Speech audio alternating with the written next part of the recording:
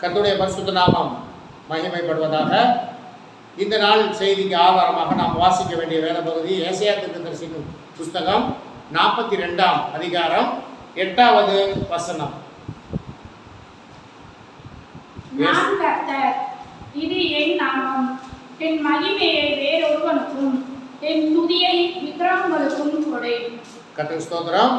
நாம் வாசித்திருக்க திருவசனத்தின் மூலம் கர்த்தர் நம்மோடு பேசும்படியாக நம் மத்தியில் இருக்கிற என்னுடைய மகன் ஜான் பீட்டர் அவர்கள் சொல்லியிருப்பார்கள்.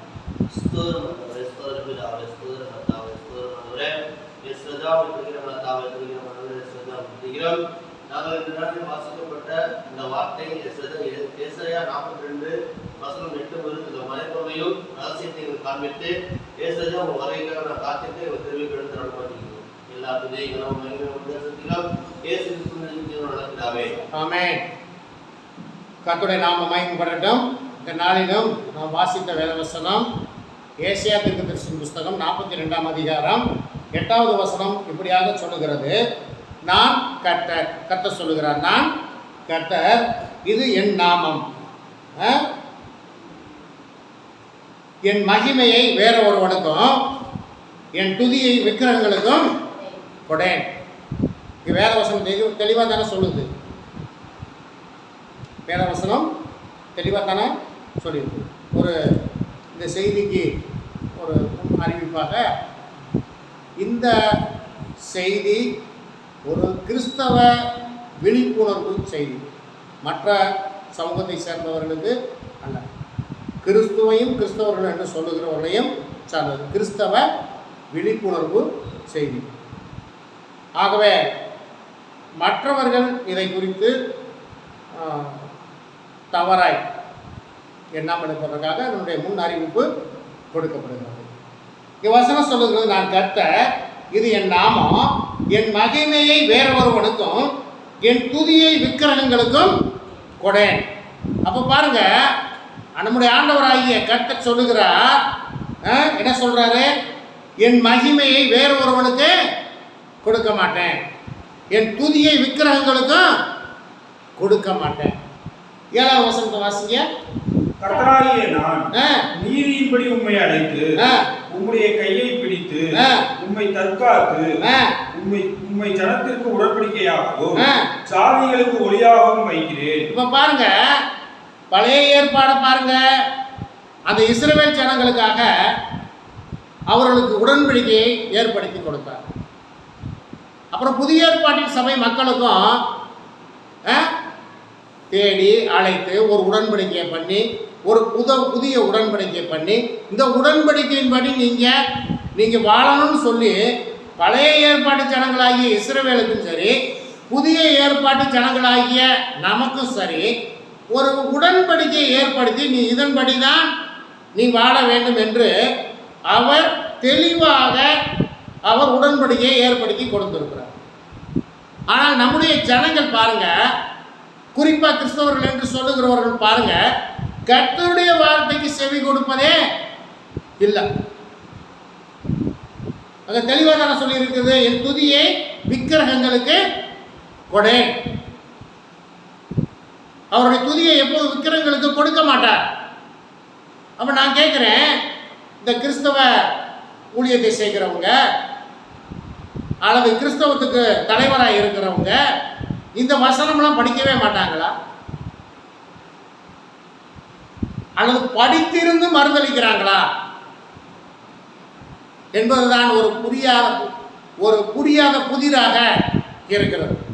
கடந்த நாட்களிலே ஒரு சகோதரனிடத்தில் நான் பேசி கொண்டிருக்கிற பொழுது அந்த சகோதரன்கிட்ட நான் சொன்னேன், ஐயா, கிறிஸ்தவத்தில் விக்கிரகாராதனை பண்ணக்கூடாது, சிலை வழிபாடு கூடாது, அது கர்த்தருக்கு பிரியமில்லாத காரியம் என்று அந்த சகோதரனிடத்தில் சொல்லுகிற பொழுது அவர் சொல்லுகிறார், அவர் ஒரு கிறிஸ்தவன், அவர் சொல்லுகிறார், இல்லைங்கய்யா, நீங்கள் சொல்கிற மாதிரிலாம் கிடையாது, அந்த சிலையை அந்த சர்ச்சில் இருக்க ஃபாதர் அர்ச்சிப்பு பண்ணிடுவாராம். என்ன பண்ணிடுவாராம்? மந்திரிச்சிருவாராம். அதை அர்ச்சிப்பு பண்ணி மந்திரிச்சிட்டா அது என்னவா மாறிடுமா? சாமியா மாறிடுமா? இது என்று அவருடைய சபை மக்களுக்கு அவர்கள் போதிக்கிறார்கள், அவர்கள் வெளியே சொல்லுகிறார்கள். ஆகவே பழைய ஏற்பாட்டு ஜனங்களாக இருக்கட்டும், ஏன் இஸ்ரவேல் ஜனங்களை தன்னுடைய தேசத்திலிருந்து துரத்தி விட்டார், புறஜாதிகள் இடத்துல துரத்தி விட்டார் தெரியுமா? எத்தனை பேருக்கு தெரியும்? சொல்லுங்க. விக்கிரகங்களை வழங்கினதுனாலதான், அந்நிய தேவர்களை வழங்கினதுனாலதான், பேசாத, பார்க்காத, கேட்காத, முகராத ஊமையான விக்கிரகங்களை தங்களுக்கு செய்து அதை சேவித்து அதை நமஸ்கரித்தபடினால கர்த்தர் கோபம் உண்டு தமக்கு அவர்களுக்கு சுதந்திரமாக கொடுத்த தேசத்திலிருந்து அவர்களை புறஜாதிகளுக்குள்ளே விரட்டி அடித்தார். இது எல்லாம் இந்த கிறிஸ்தவ தலைவர்கள் படிக்க மாட்டார்களா? ஏன் அவர்களை ஜனங்களை ஏன் இதில் கற்றுக் கொடுத்து ஏன் வழி நடத்த மாட்டுகிறார்கள்? ஏன் அவர்களை இப்படி அறிந்து கொள்ளாதபடிக்கு ஏன் இன்னும் அந்த மூட பழக்க வளத்திலே வைத்திருக்கிறார்கள் என்பதும் புரியாத புதிராக இருக்கிறது. ஆகவே பார்ப்போம். இங்க பாருங்க, கர்த்தர் மனிதனை எதனால உருவாக்கினாரு? மண்ணினால உருவாக்கி அவருடைய சாயலாக உருவாக்கி அவருடைய ஆவியை ஊதினார். அவனுக்கு என்ன வந்துச்சு? அவனுக்குள்ள உயிர் வந்தது.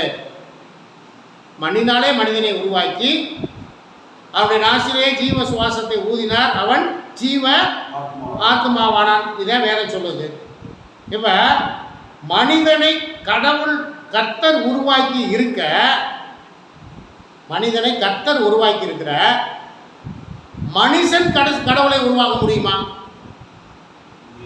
முடியாதுல்ல. மனிதனை கர்த்தர் உருவாக்கினார், அவனுக்கு ஆவியை கொடுத்தார். மனிதன் கடவுளை உருவாக்கி ஆவியை கொடுக்க முடியுமா? அப்படி ஏன் இந்த கிறிஸ்தவ வட்டாரத்தில் இந்த மாதிரி பெரும்பான்மை கிறிஸ்தவர்கள், உண்மை கிறிஸ்தவர்கள் நாங்கள் தான் என்று சொல்லுகிற கிறிஸ்தவம் ஏன் இந்த அடிமைத்தனத்துக்குள்ளே ஏன் இவ்வளவு நாட்களாக கிடக்கிறது? அவர்கள் சொல்லுகிறார்கள், அந்த விக்கிரங்களுக்கு நாங்கள் ஆவியை கொடுக்குறோம், நாங்கள் மந்திரிச்சுட்டா அது சாமி ஆயிருமா? அது ஒருபோதும் ஆகவே ஆகாது. ஏன் இந்த விழிப்புணர்வு கூட ஏன் கிறிஸ்தவத்தில் இன்னைக்கு இல்லை என்பது ஒரு மிகப்பெரிய வருத்தத்துக்குரிய ஒரு விஷயம். ஆனால் இதை பற்றியெல்லாம் சொல்லுவோமானால் அவர்கள் சொல்லுகிற ஒரே காரியம், நீங்கள் பணத்துக்காக நீங்கள் இந்த மாதிரி பேசுகிறீங்க. ஒரு சகோதரன் கடந்த வாரத்தில் பேசியிருந்த ஒரு இதுக்கு அவர் கருத்து தெரிவிச்சிருக்கிறார். நீங்கள் பணம் ஆவி பிடிச்சி அலையிறீங்க, நேராக இருந்தால் அந்த பையனை நிறையா சொல்லியிருக்கலாம். இருக்குது. நம்ம ஆவிக்குரிய கிறிஸ்தவர்களும் அநேகர் செய்கிற காரியங்களும் அப்படித்தான் இருக்கிறது. மற்றவர்கள் இந்த மாதிரி பேசுவதற்கு ஏதுவாக நடந்து கொள்ளுகிறார்கள். சதா காலமும் பணம் பணம் பணம் பணம் இதிலே தான் இருக்கிறார்கள். பெரிய பெரிய பில்டிங்கை கட்டுறாங்க, அதை அலங்கரிக்கிறாங்க. அப்போ பார்க்குறவன் என்ன நினைக்கிறேன், உங்களுக்கு கோடிக்கணக்கில் பணம் வருது, பெரிய பில்டிங்கை கட்டுறாங்க, அதை அலங்கரிக்கிறாங்க. ஆனால் சபை என்பதை இன்னும் ஆவிக்குரிய ஊழியக்காரங்களை இன்னும் தெரிந்து கொள்ளல. சபை என்பது எது? சபை என்பது அங்கே கூடி வருகிற ஆத்துமாக்கள் தான் சபை. இந்த சபையை கட்டுவதற்கு யார் முயற்சிக்கிறானா? ஒரு சபை சொல்லுகிறது, நாங்களே பரலோகத்துக்கு போவோம், நாங்களே சீயோனுக்கு போவோம் சொல்றாங்க.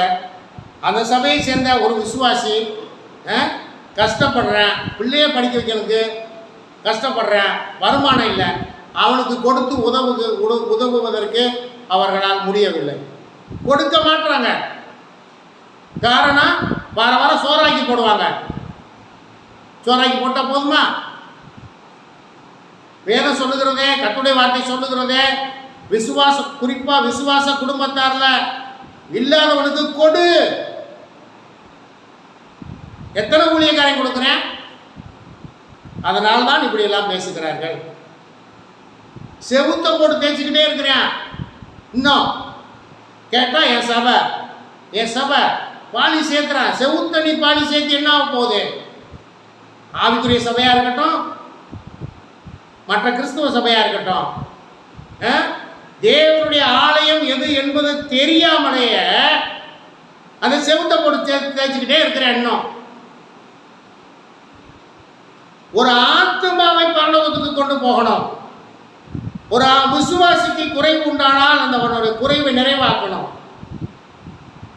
எத்தனை பேர் செய்யறாங்க? எல்லாரும் தனக்கு தனக்கு தனக்கு.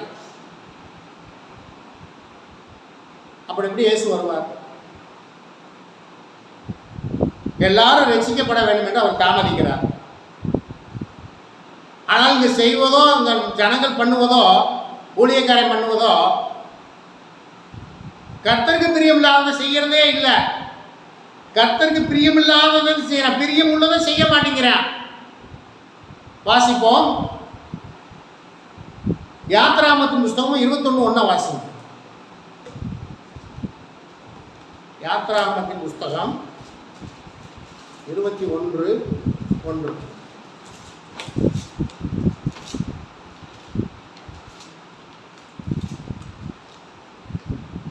மேலும் நீ அவர்களுக்கு அறிவிக்க வேண்டிய பிரமாணங்களாவன.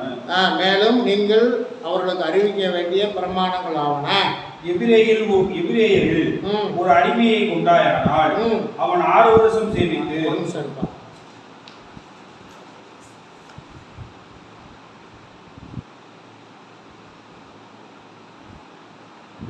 யாத்ராமத்தின் புஸ்தகம் 20ஆம் அதிகாரம் 3 வாசிப்போம்.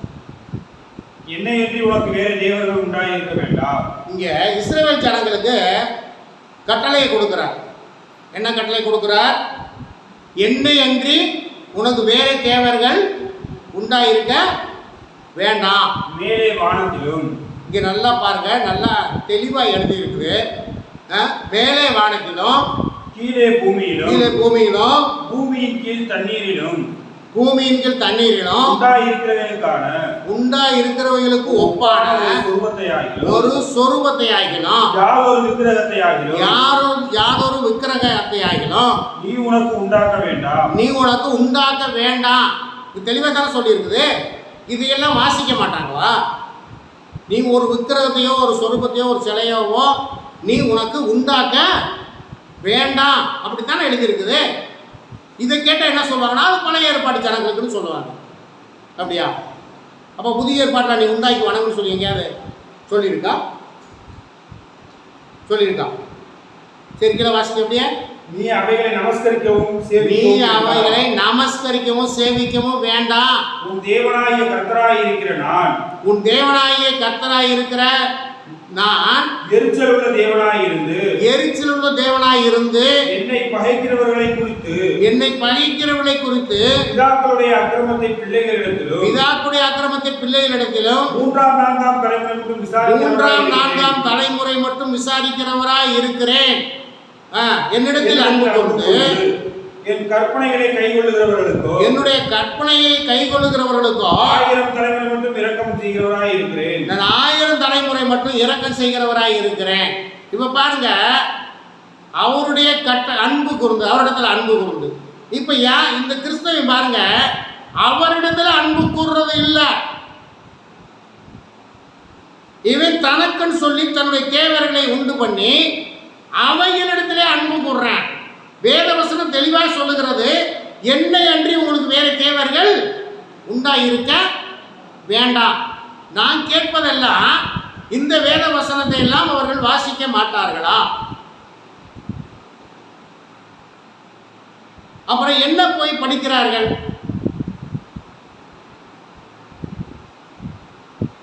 எதை குறித்து படிக்கிறார்கள்? ஊழியம் செய்வதற்கு எதை குறித்து படிக்கிறார்கள்? ஏன் ஜனங்களுக்கு இந்த விழிப்புணர்வை ஏற்படுத்த மாட்டேன் என்கிறார்கள்? வாசியுங்கள் அப்போஸ்தலர் நடபடிகள் 15:20. ஒரு நிமிஷம் பா.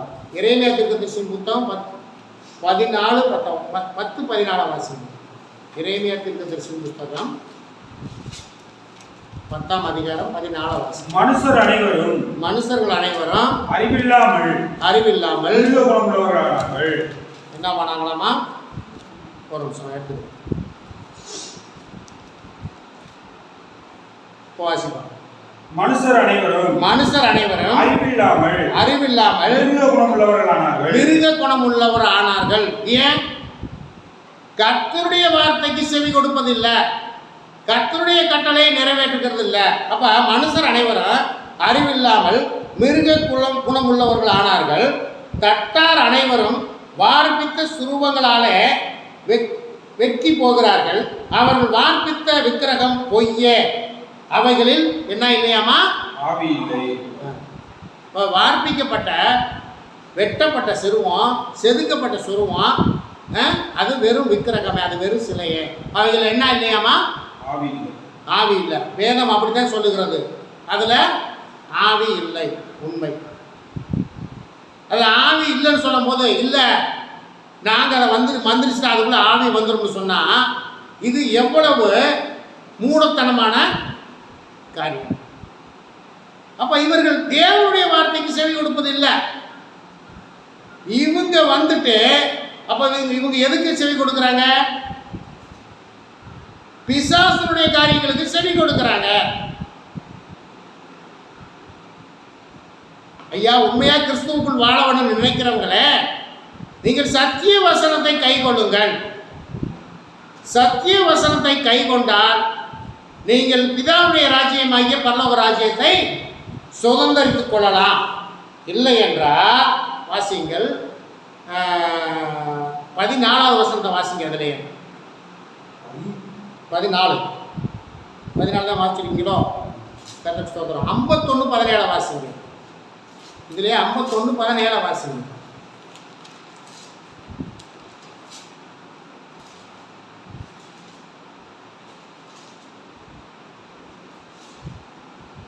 இஸ்ரவேல் தெரிப்பட்டு போன ஆடு, சிங்கங்கள் அதை துரத்தின. முதலில் அசீரியா ராஜா அதை பட்சித்தார். கடைசியிலே பாபிலோன் ராஜா இந்த நேபுகாத்நேச்சர் அதன் எலும்புகளை முறித்தார். ஏன்? இந்த இஸ்ரவேல் ஜனங்கள் கர்த்தரை விட்டு வேற தேவர்களை அவர்கள் வணங்கினது நிமித்தமே. 51 வாசிங்க. 51:17 மனுஷர் அனைவரும் அறிவில்லாமல் மிருக குணமானார்கள். தட்டார் அனைவரும் சுரூபங்களாலே வெட்டி போகிறார்கள். அவர்கள் வார்ப்பித்த விக்கிரகம் பொய்யே, அவைகளில் சுவாசம் இல்லை. ஆவியும் இல்லை, சுவாசமும் இல்லை. சுவாசம் என்பதும் ஆவி என்பதும் ரெண்டும் ஒன்றே.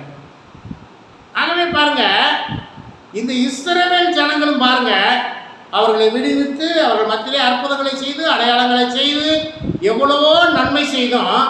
நன்மை செய்த தேவனை விட்டுவிட்டு பொல்லாத விக்கிரகங்களை உண்டு பண்ணி அவைகளை சேவித்து நமஸ்கரித்தபடினால அவர்களை புறஜாதியரிடத்திலே விற்று போட்டார். சரியா? அப்போ புதிய ஏற்பாட்டின்படி கர்த்தருடைய வார்த்தைக்கு செவி கொடாதபடி நீங்கள் விக்கிரகங்களை வணங்கினால் உங்களை என்ன பண்ணுவாராண்டு?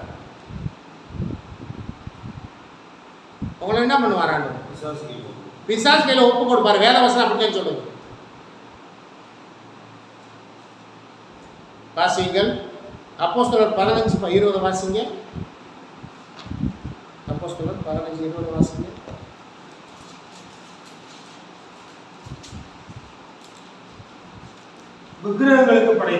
விக்கிரகங்களுக்கு படைத்த அசூசியானவைகளுக்கும் வேசித்தனத்திற்கும் நெருங்குண்டு செத்ததற்கும் இரத்தத்திற்கும் விலகியிருக்கும்படி அவர்களுக்கு நாம் எழுத வேண்டும் என்று தீர்மானிக்கிறேன். பாருங்க, புதிய ஏற்பாட்டை என்ன சொல்றதுன்னா, இந்த புதிய ஏற்பாட்டின் விசுவாசிகளுக்கு என்ன சொல்றதுன்னா, விக்கிரகங்களுக்கு படைத்த அசூசியானவைகளுக்கும் வேசித்தனத்திற்கும் நெருங்குண்டு செத்ததற்கும் இரத்தத்திற்கும் விலகி இருக்கும்படி அவர்கள் எழுத வேண்டும் என்று நான் தீர்மானிக்கிறேன். இதையிலே சொல்லுது 21:25. அப்போ சொல்லுது 21:25 இதையிலே நான் சொல்லுகிறேன். ஆகவே விக்கிரகங்களுக்கு படைக்கப்பட்டதை புசிக்க கூடாது என்று வேதம் தெளிவாக சொல்லுகிறது. ஆனால் கிறிஸ்தவன் என்று சொல்லுகிறவன் விக்கிரகங்களுக்கு பலி செலுத்தினா, விக்கிரகத்தை வணங்கினா அதை அங்கீகரிக்க முடியுமா? வேதம் ஆண்டவர் அதை அங்கீகரிப்பாரா? அதுக்கு படைத்ததே புசிக்காதன்னு சொல்லி வேதவசனம் சொன்னா, இவன் அதை நமஸ்கரிக்கிறேன், அதுக்கு பலி செலுத்துறேன், அதை வணங்குறேன், அதுக்கு அல்ல விழுந்து கிடக்குறேன். இது ஆண்டவர் அங்கீகரிப்பாரா? அங்கீகரிக்கவே மாட்டார். ஒரு காலம் அங்கீகரிக்கவே மாட்டார். 2 கொரிந்தியர் 6:11-16 வாசிங்க. 2 கொரிந்தியர் 6:16 வாசிங்க.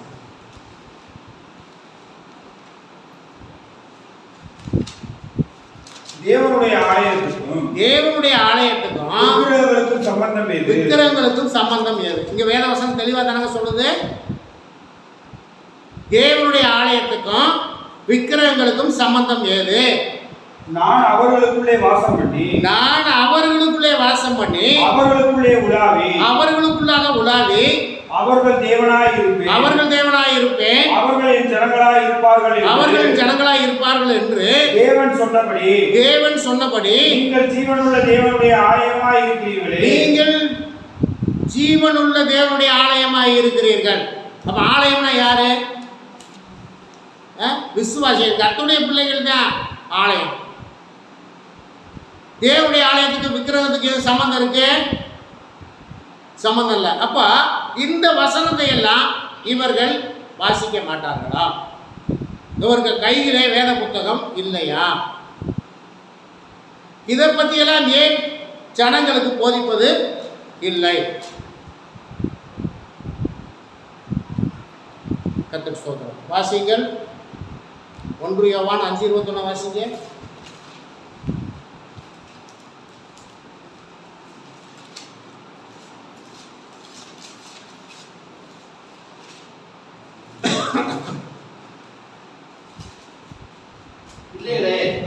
நீங்கள் விக்கிரகங்களுக்கு விலகி உங்களை காத்துக் கொள்வீர்களாக. இங்க வேதவசனம் தெளிவாக தானே சொல்லுது, பிள்ளைகளே நீங்கள் விக்கிரகங்களுக்கு விலகி உங்களை காத்துக் கொள்வீர்களாக. புதிய ஏற்பாடு தான் சொல்லுது. அது இயேசு கிறிஸ்து கூட இருந்த 12 சீசர்களில் ஒருவராகிய யோவான் அருளப்பர் அவர் தான் சொல்லுகிறார், பிள்ளைகளே நீங்கள் விக்கிரகங்களுக்கு விலகி உங்களை காத்துக் கொள்வீர்களாக. புதிய ஏற்பாடு தாங்க சொல்லுது. அப்போ இந்த வசனம்லாம் இவங்க வாசிக்க மாட்டாங்களா? ஏன்னா இந்த மாதிரி சொன்னவருக்கே சிலை செஞ்சு அவரை கும்பிட்டுக்கிட்டு இருக்காங்க. இது என்ன கிறிஸ்தவம்? இவர்கள் தான் உண்மை சபை, நம்மெல்லாம் பிரிவினை சபை. வேதத்துக்கு புறம்பா செய்கிறவர்கள் உண்மை சபையா? சத்திய வேதம் தான் சொல்லுகிறது இதை செய்யுங்கள் என்று சொல்லுகிறவர்கள் செய்கிறவர்கள் பிரிவினை சபையா? கர்த்தருக்கு ஸ்தோத்திரம். ஆகவே இதை கேட்கிற சகோதரனை சகோதரிய, நீங்கள் கர்த்தருடைய வார்த்தைக்கு செவி கொடுங்கள், கர்த்தருடைய வேதத்துக்கு செவி சாயுங்க. கர்த்தருடைய வேதம் என்ன சொல்லுகிறதோ அதை செய்யுங்கள். அதை விட்டு நான் மனித உபதேசத்தையும் எங்க இதில் அப்படிக்க இதுக்கெல்லாம் வேலையே கிடையாது. நீ இந்த பூமியில சொல்லி கொண்டு இருக்கலாம், இந்த பூமியில நீ என்ன வேணாலும் செய்து கொண்டு இருக்கலாம், ஆனால் நீ தேவனுடைய ராஜ்யத்தில் ஒரு காலம் பிரவேசிக்க முடியவே முடியாது என்பதை இதன் மூலம் நாங்கள் தெரிவிக்கிறோம். வாசிங்கள் வெளிப்படுத்தின விசேஷம் 2:14. வெளிப்படுத்தின விசேஷம் 2:14. ஆகிலும் சில காரியங்களை குறித்து உன் பேரில் எனக்கு குறை உண்டு. விக்கிரகங்களுக்கு படைத்தவைகளை புசிப்பதற்கும் வேசித்தனம் பண்ணுவதற்கும் ஏதுவான இடர்களை இஸ்ரவேல் புத்திரருக்கு முன்பாக போடும்படி பாலாக் என்பவனுக்கு போதனை செய்த போதனை கைப்பற்றவர்கள் உணர்த்தல் உண்டு. அப்போ இந்த விக்கிரகங்களுக்கு விக்கிரக ஆராதனை பண்ணுவதும் விக்கிரகங்களை புசிக்கிறதும் வேசித்தனம் பண்ணுறதும் இதெல்லாம், இந்த போதனையெல்லாம் யாருடைய போதனை? பிசாசனுடைய வழியில நடந்த பிழையாமனுடைய போதனை. இப்ப கர்த்தருடைய போதனை அல்லாது இஸ்ரவேல் ஜனங்களுக்கு முன்பாக இப்படியாப்பட்ட ஒருவன் இந்த மாதிரி ஒரு போதனையை போதனையை செஞ்சான். இஸ்ரவேல் ஜனங்களும் அதை பின்பற்றி கெட்டு போனார்கள். இது பிழையாமும் யுத்தத்திலே செத்து போனார். ஆகவே கர்த்தருடைய பிள்ளைகளுக்கு முன்பாக இந்த மாதிரி போதனையை பண்ணாதிருங்கள். விக்கிரகங்களை செய்யறதும், விக்கிரகங்களை நமஸ்கரிக்கிறதும், விக்கிரகங்களை தொழுது கொள்கிறதும், அவைகளுக்கு படைக்கிறவைகளை புசிக்கிறதும் எவ்விதத்திலும் கர்த்தருக்கு பிரியமான காரியமே அல்ல. வெளிப்படுத்துதல் 20 வாசிங்க. அதில் 2:20 வாசிங்க. ஆகிலும் உன் பேரில் எனக்கு குறை உண்டு. என்னவெனில் தன்னை தீர்க்கதரிசி என்று சொல்லுகிற யேசபேல் என்னும் ஸ்திரீயானவர் என்னுடைய ஊழியக்காரர் வேசித்தனம் பண்ணவும் விக்கிரகங்களுக்கு படைத்தவைகளை புசிக்கவும் அவர்களுக்கு போதித்து அவர்களை வஞ்சிக்கும்படி நீ அவளுக்கு இடம் கொடுக்கிறாய். இப்ப சபையில் அந்த சபை தூதனுக்கு தான் எழுதுது. இந்த ஒவ்வொரு சபையினுடைய தூதனுக்கு தான் எழுதுறாரு.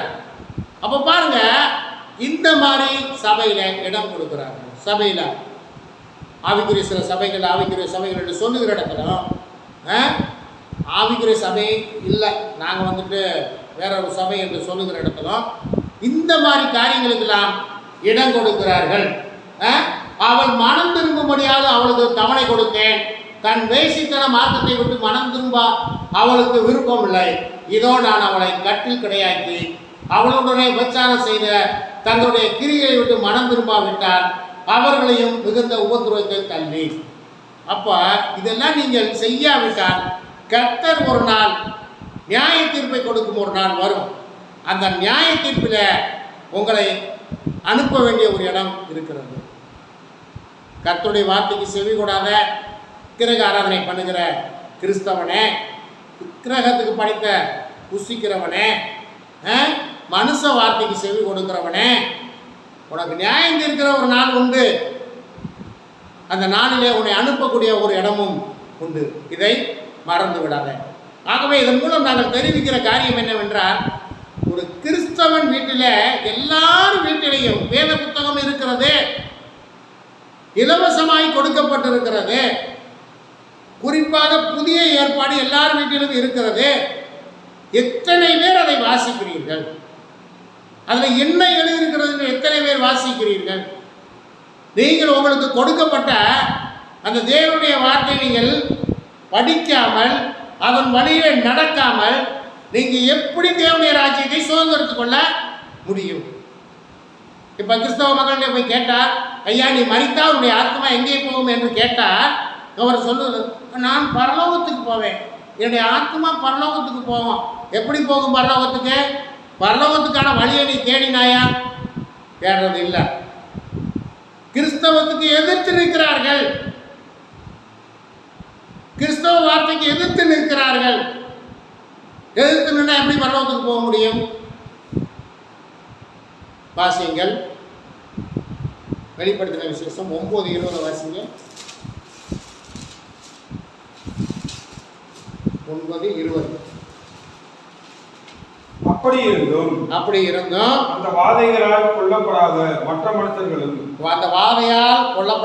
மனுஷர்கள் பேய்களையும் பொன் வெள்ளி செம்பு கல் மரம் என்பவையால் செய்யப்பட்டவைகளாயும் காணவும் கேட்கவும் நடக்க மாட்டாதவருமாய் இருக்கிற விக்கிரகங்களையும் வணங்காதபடிக்கு தங்கள் கைகளின் கிரியைகளை விட்டு மனம் திரும்பவும் இல்லை. தங்கள் கொலைபாதகங்களையும் தங்கள் சூனியங்களையும் தங்கள் வேசித்தனங்களையும் தங்கள் களவுகளையும் விட்டு மனம் திரும்பவும் இல்லை. இப்ப பாருங்க, இந்த பூமியில இந்த மாதிரி காரியங்கள்லாம் பார்த்தா கொள்ளை நோய் அனுப்புறாரு, யுத்தத்தை அனுப்புறாரு, பூமி அதிர்ச்சி வருது, இன்னும் என்னென்னமோ காரியங்கள் இந்த பூமியை நோக்கி வந்து கொண்டு இருக்கிறது. ஆனால் பாருங்க, அப்படி இருந்தும் அந்த வாதைகளால் கொல்லப்படாத மற்ற மனுஷர்கள் பேய்களையும் பொன் வெள்ளி செம்பு கல் மரம் என்பவைகளால் செய்யப்பட்டவைகளாயும் காணவும் கேட்கவும் நடக்கவும் மாட்டாதவைகளுமாய் இருக்கிற விக்கிரகங்களையும் வணங்காதபடிக்கு தங்கள் கைகளின் கிரியைகளை விட்டு மனம் திரும்பவும் இல்லை. இவையெல்லாம் நடந்தால் கூட இவன் யாரா அந்த விக்கிரகங்களை தொழுது கொண்டதை விட்டு மனம் திரும்ப மாட்டேங்கிறான். தங்கள் கொலை பாதகங்களையும் தங்கள் சூனியங்களையும் தங்கள் வேசித்தனங்களையும் தங்கள் களவுகளையும் விட்டு மனம் திரும்பவும் இல்லை. என்னதான் நடந்தாலும் இவன் கர்த்தரை நோக்கி பார்க்க மாட்டான். கர்த்தர் நமக்கு என்ன எழுதி கொடுத்திருக்கிறார் என்பதை நாம் செய்ய வேண்டிய காரியம் என்ன என்பதையும் இவர்கள் போதிக்கிறதும் இல்லை, ஜனங்கள் செய்கிறதும் இல்லை. வாசிங்கள், வெளிப்படுத்தின விசேஷம் 21:8 வாசிங்க. பயப்படுகிறவர்களும் அவிசுவாசிகளும் அருவருப்பானவர்களும் விபச்சாரக்காரரும் சூனியக்காரரும் விக்கிரக ஆராதனைக்காரரும் பொய்யர் அனைவரும் இரண்டாம் மரணமாகிய அக்கினியும் கந்தகமும் எரிகிற கடலிலே பங்கடைவார்கள். யாரு? பயப்படுகிறவர்களும். எதுக்கு பயப்படுறாங்க? கர்த்தருடைய வார்த்தையை கை கொள்றதுக்கு பயப்படுறாங்க. அவிசுவாசிகளும். அவிசுவாசி யாரு? கர்த்தரை விசுவாசிக்காதவன் அவிசுவாசி, இயேசுவை விசுவாசிக்காதவன் அவிசுவாசி.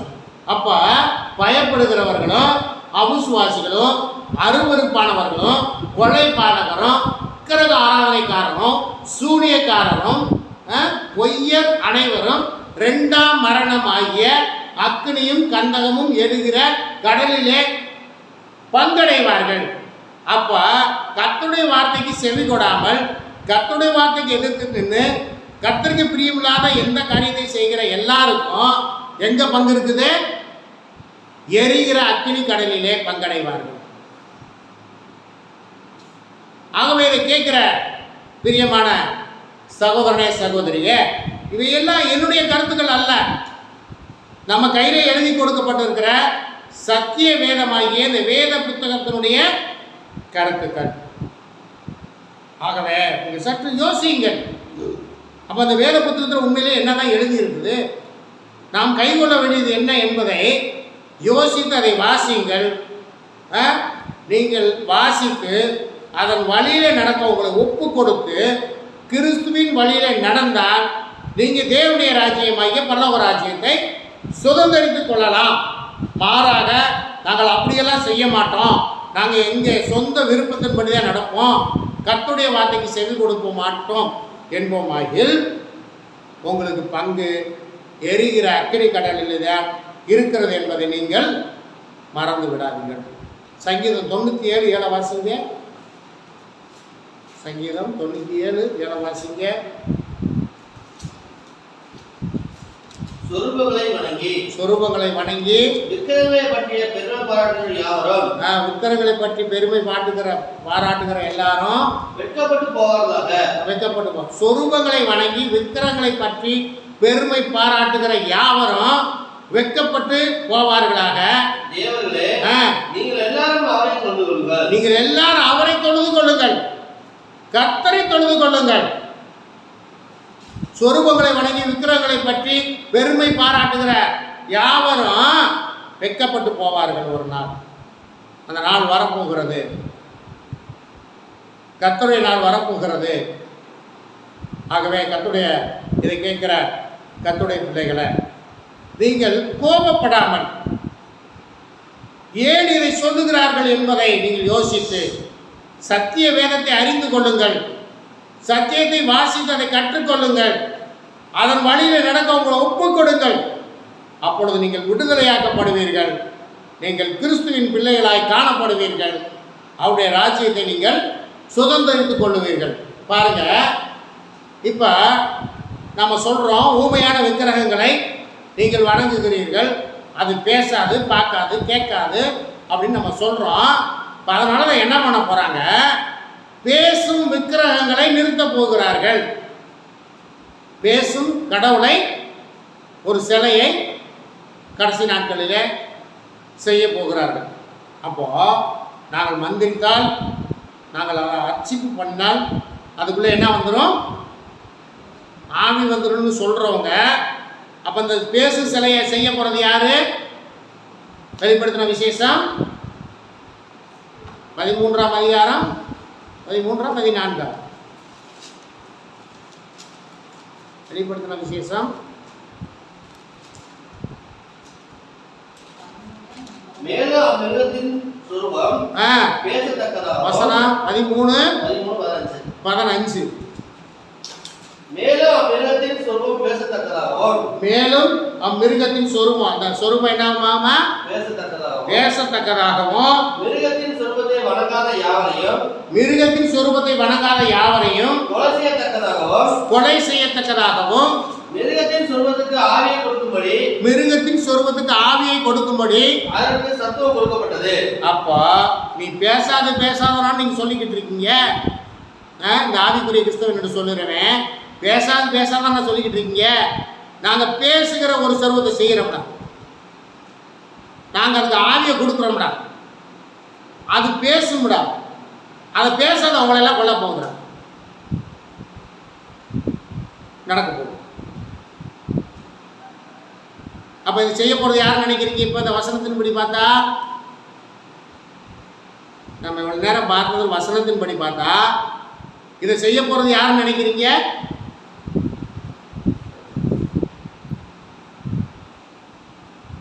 நாங்க ஜெபம் நாங்க வந்து அர்ச்சிப்பு பண்ணுனா, நாங்க மந்திரிச்சா அதுக்கு என்ன வந்துடும்? அப்ப யார் செய்ய போறான்னு நீங்க தெரிஞ்சுக்கோங்க. அப்ப அந்தி கிறிஸ்துவனுடைய ஆவி யார்கிட்ட இருக்குன்னு நீங்க தெரிஞ்சுக்கோங்க.